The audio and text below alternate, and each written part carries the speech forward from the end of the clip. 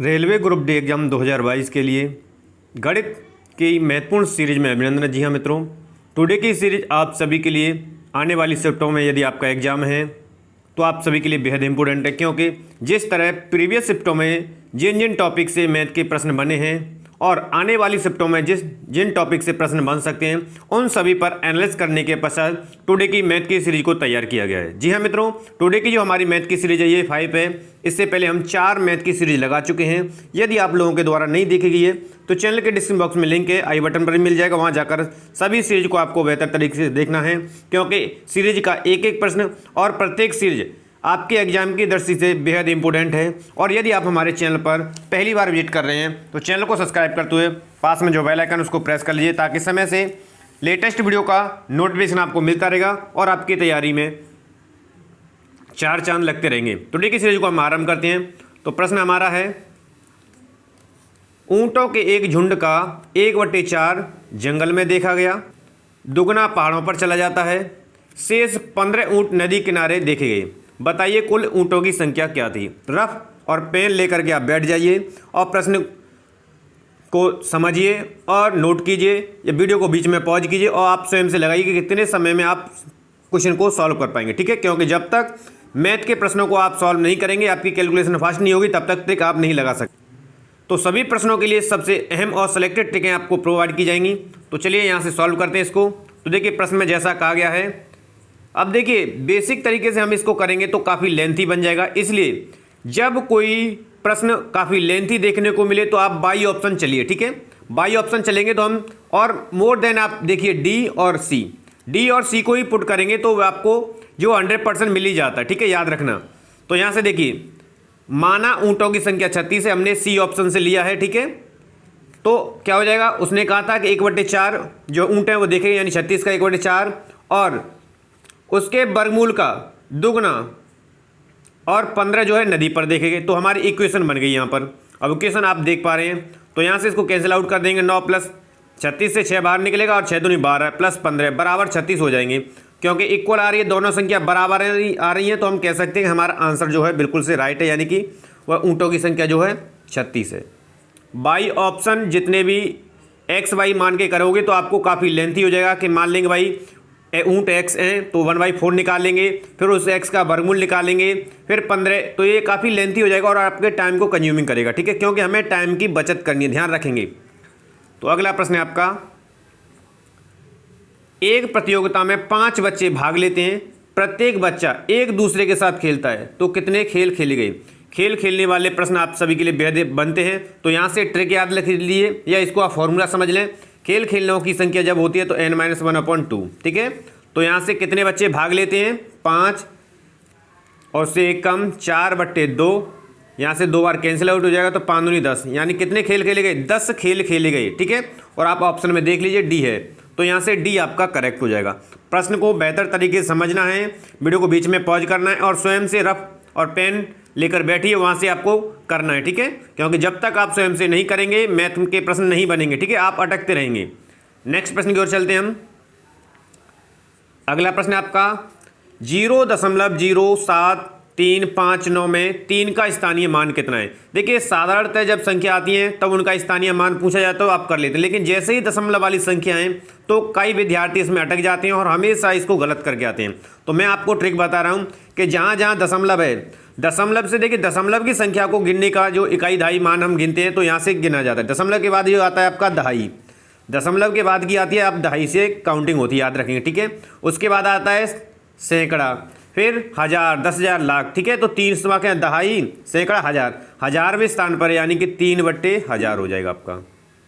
ठीक है, ये ध्यान रखना है कि दशमलव में जब भी काउंटिंग होगी इकाई दहाई हम गिनेंगे तो आपका दहाई से आरंभ होता है दशमलव के बाद। ठीक है, तो यहाँ से 3/1000 किस ऑप्शन में है, ऑप्शन सी में है, तो यहाँ से सी ही करेक्ट हो जाएगा। ठीक है, इस तरह आप ज्ञात करेंगे।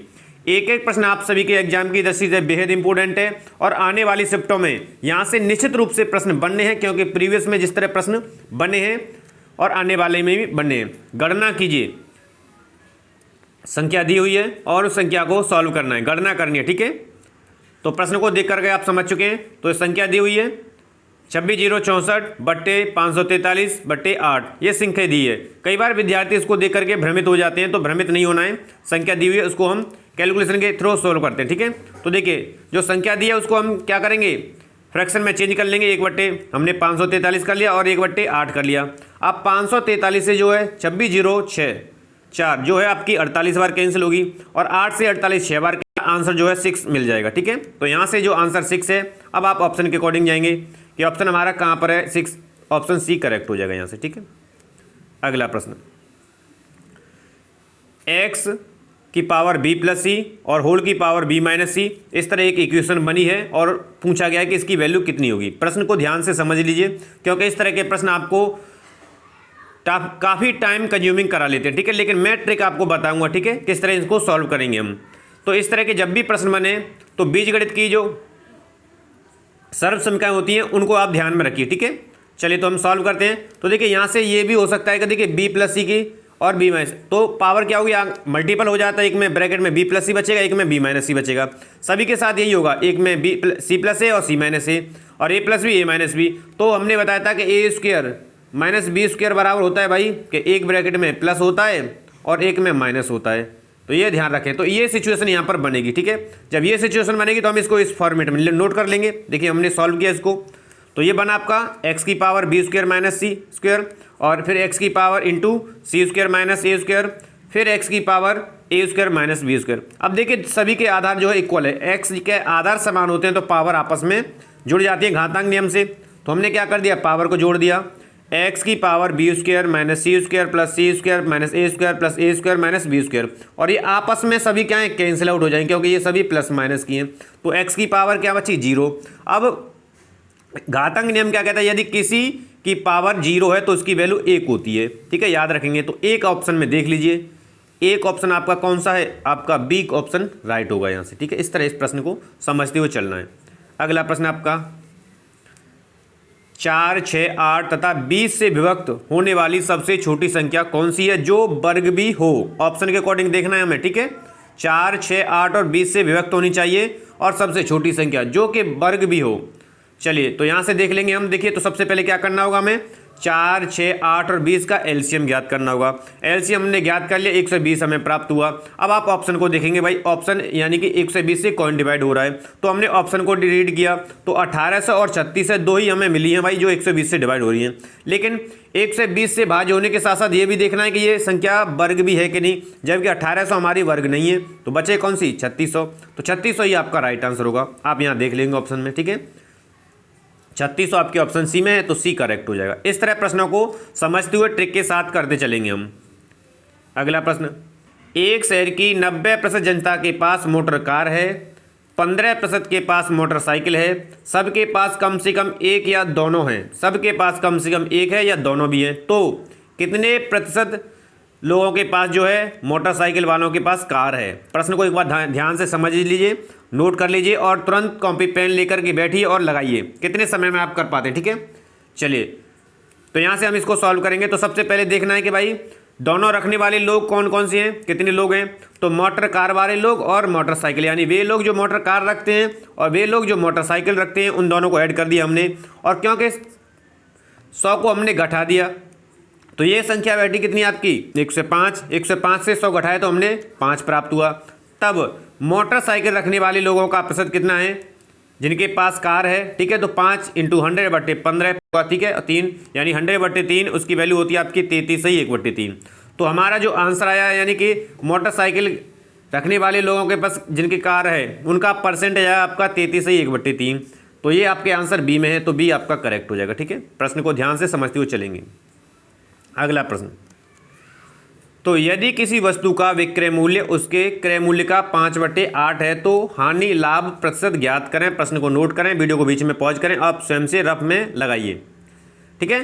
तो देखिए वस्तु का विक्रय मूल्य उसके क्रय मूल्य का 5/8 है, ठीक है, यानी क्रय मूल्य आपका कितना है 8, यानी कि सीपी कॉस्ट प्राइस आपका 8 है और विक्रय मूल्य 5 है। तो आप देख पा रहे हैं 8 में वस्तु खरीदी गई है, 5 में बेची हुई है, तो हानि तो होगी, ठीक है। अब हानि ज्ञात करने के लिए तुरंत हम फॉर्मूला अप्लाई कर देंगे।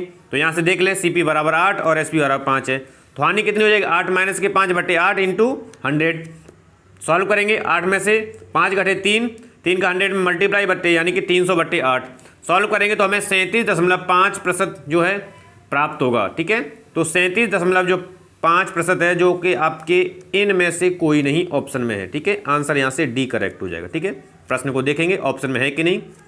चलिए बेहतर तरीके से प्रश्न को समझते हुए अगला प्रश्न, ए बी सी डी इन चारों संख्याओं का औसत 50 है और ए बी ई एफ इनका औसत भी 50 है, तो निम्नोक्त में से कौन सा सही होना चाहिए। अब देखिए ऑप्शन में किस तरह दिया हुआ है, जिस तरह ऑप्शन में दिया है हमें प्रश्न को भी उसी लैंग्वेज में बनाना होता है। ठीक है, तो ए बी सी डी इन चारों संख्याओं का एवरेज कितना है 50 है, ए बी ई एफ इनका भी औसत 50 है, यानी कि दोनों का औसत जो है इक्वल है। ये समझ लीजिए बस आप। तो ट्रिक लगा दीजिए, A plus B plus C plus D बट्टे 4 बराबर होगा A plus B plus E plus F equal बट्टे 4 के।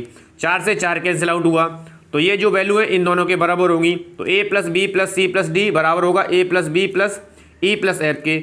अब देखिए ये प्लस बराबर में प्लस वाली संख्या आपस में कटती हैं, याद रखेंगे। तो बी और सी कट गया तो बचा सी प्लस डी इधर बराबर ई प्लस एफ के, यानी सी प्लस डी बराबर होगा ई प्लस एफ के।